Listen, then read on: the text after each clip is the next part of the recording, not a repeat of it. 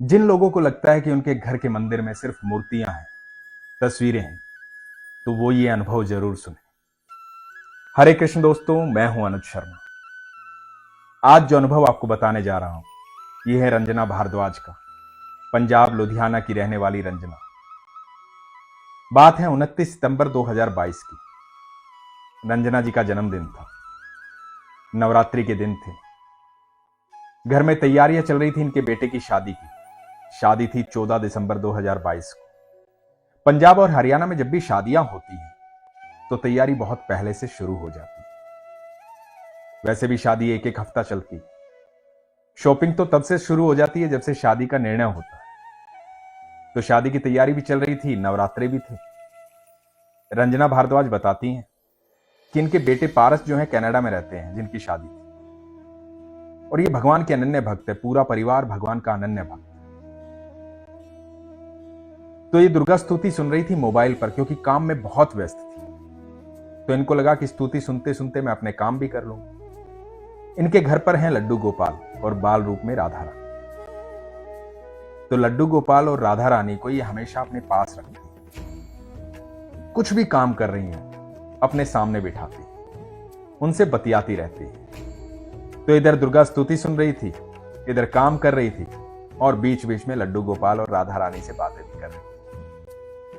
तो बहुत सारे काम थे उस दिन। शॉपिंग पे जाना था, इनका जन्मदिन था।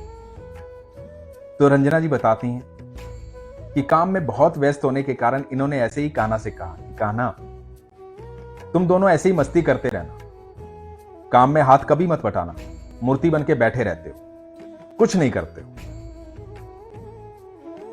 और जैसे ही रंजना जी ने ऐसा कहा, इनको लगा कि राधा रानी की गर्दन इनकी तरफ घूमी। वो मुस्कुराई और उन्होंने कहा कि तू क्यों चिंता करती है, मैं हूं ना। तो रंजना जी को लगा कि ये अंतर्मन की बात है, ये भाव की बात है। मैं इतनी मोहब्बत इनसे करती हूं, इतना प्यार इनसे करती हूं, तो शायद ये मेरा भ्रम है, क्योंकि मुझे हमेशा लगता है कि मेरी बातों का ये जवाब देते हैं। तो इस तरह से इन्होंने जवाब दिया और रंजना जी अपने काम में व्यस्त हो गई। उसके बाद वो मार्केट चली गई, शॉपिंग करने लगी। बेटे की शादी की शॉपिंग करनी थी। शाम को घर आई, डिनर की व्यवस्था की। तो पूरा परिवार एक साथ डिनर करता है। सब लोग एक साथ बैठे। तो लड्डू गोपाल और राधा रानी को भी टेबल पर लाया गया। जब लड्डू गोपाल और राधा रानी टेबल पे बैठे थे, इनकी बेटी थी, इनके पति थे, तो रंजना जी के दिमाग में ऐसे ही सुबह वाली बात आई कि सुबह मैंने राधा रानी को, कान्हा जी को ऐसा कहा था, तो राधा रानी ने मुड़ के देखा, कहीं मेरा भ्रम तो नहीं था वो। तो जैसे ही राधा रानी को इन्होंने देखा तो ये हैरान रह गई। गर्दन अभी भी घूमी हुई थी और राधा रानी रंजना जी को देख रही थी, मुस्कुरा रही थी, मानो कह रही है, तुझे क्या लगता है हम मूर्ति हैं? हम यही हैं और तेरी बात सुन रही हैं, तो चिंता मत कर, तेरे साथ हैं हर काम में।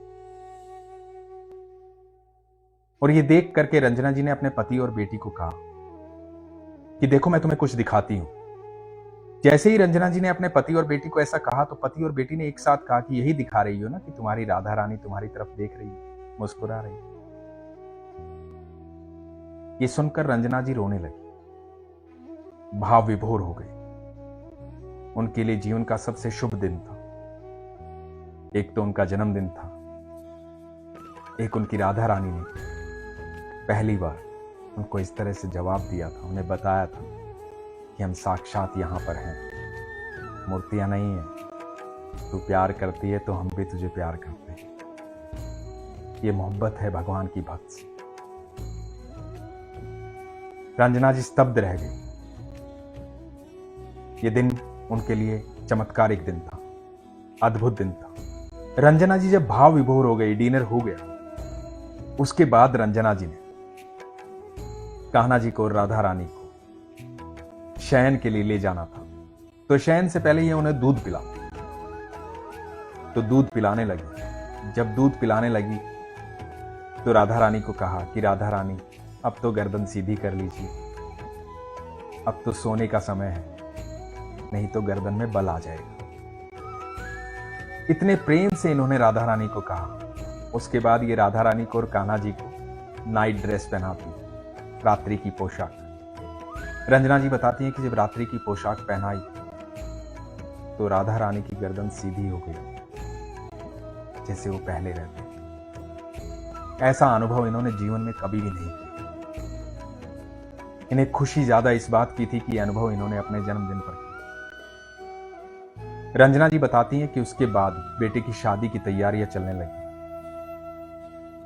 और शादी में हर चीज अपने आप होने लगी। बहुत ही अच्छे तरीके से शादी हुई, सारे काम अपने आप हुए। मुझे तो हमेशा हर पल ये लग रहा था कि मेरी राधा रानी ने जो जिम्मेदारी ली है मेरे बेटे की शादी की, वो अपने आप होता जा रहा है। मेरे कान्हा और मेरी राधा रानी हमेशा हर पल मेरे साथ है। वो मूर्तियां नहीं है, वो साक्षात है। दोस्तों, जब भी हम विश्वास करते हैं तो हमारा विश्वास हमेशा परिपूर्ण होता है। भगवान हमें एहसास दिलाते हैं कि तुम्हारा विश्वास झूठा नहीं। इस दुनिया के अंदर हर व्यक्ति प्रभु की आराधना करता है। जो जिस भी ईश्वर को मानता है उसकी आराधना करता है।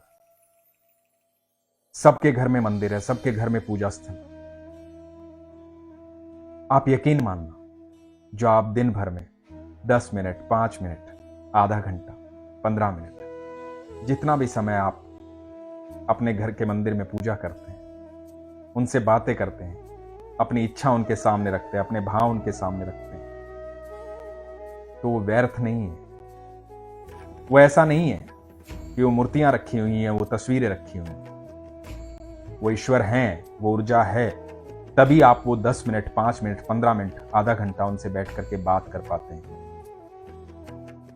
आप जब भी जीवन में कहीं भी आपको दुख होता है, सुख होता है, आपके मुख से निकलता है हे राम, हे कृष्ण, हे भोलेनाथ, वो ऐसे ही नहीं निकलता, क्योंकि वो ऊर्जा आपके पास है, तभी आप उन्हें याद करते हैं। तो आज के बाद कभी भी ये मत सोचना कि आपके घर में जो तस्वीरें हैं, जो मूर्ति है भगवान की, जो विग्रह है भगवान का, वो तस्वीरें और मूर्तियां हैं। नहीं, वो साक्षात है, वो साक्षी, वो हर पल है। इसलिए जब भी आप घर में हो या मंदिर में हो या बाहर हो, ईश्वर हमेशा एक बात कहते हैं कि मैं हर पल का साक्षी। इस बात को गहराई से समझिए। वो हर पल आपके साथ हैं, हर क्षण आपके साथ हैं। वो साक्षी हैं। वो आपके किसी भी कर्म में कोई बदलाव नहीं करेंगे। कर्म आपको करना है, उसके प्रारब्ध भी आपको ही काटने हैं, पर वो साक्षी हैं। और जिस दिन आप ये जान लेंगे कि वो साक्षी हैं, वो सिर्फ मूर्ति नहीं है, वो आपके साथ हैं, हर पल साथ हैं, उस दिन आपके कर्म में कभी भी कोई भी गलती होगी ही नहीं।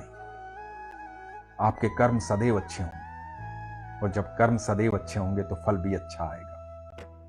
तो इसलिए हमेशा विश्वास को प्रगाढ़ रखिए, अपने विश्वास को मजबूत रखिए, अपना ख्याल रखिए। हरे कृष्ण।